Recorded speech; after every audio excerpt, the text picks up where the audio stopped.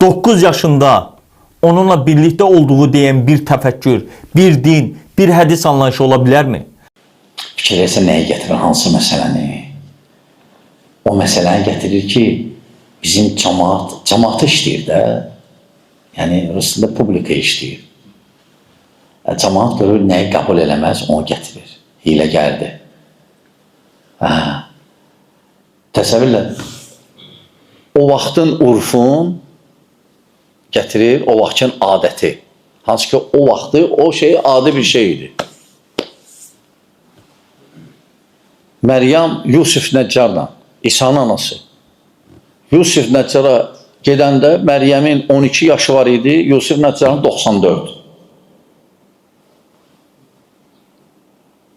Yəni o vaxtı bu şey adi idi. Adi idi. O vaxt urf belə idi.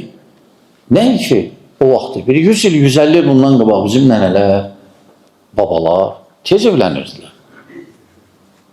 Hətta nəyin ki bizdə, müsəlmanlarda, başqa dinlərdə də tez evlənirdilər. Avropada və s.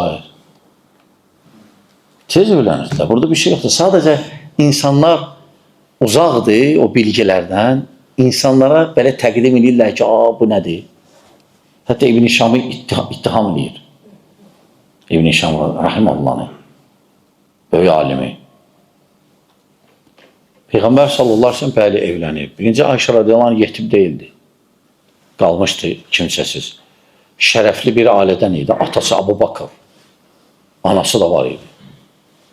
Əgər də eyb olsaydı, hələ Yahudilər, Nəsranilər, münafiqlər dolu idi. Qaldırlardılar bu məsələni. Bu nədir? Belə. Heç kəs heç demədi. Çünki o vaxtı bu adi bir şey idi. Görürsən, zındıqlara gətirirlər qəsdən. Gətirirlər cəmaatı, beynin oynatırlar ki, buna bax, buna bax. Bəli, indi eləməyərik. Çünki biz bu saat artıq urfda, başqa bir urfda yaşayırıq. Yəni, başqa bir yanaşmada yaşayırıq. O vaxtki yanaşması başqa idi, bu vaxtın yanaşması başqa. Aydın qardaşlar. Lakin onlar təqdim eləməyin məqsəd nədir? Peyğəmbər sallallahu aleyhi ve sellem ittiham eləməkdir. Pis göstərməkdir.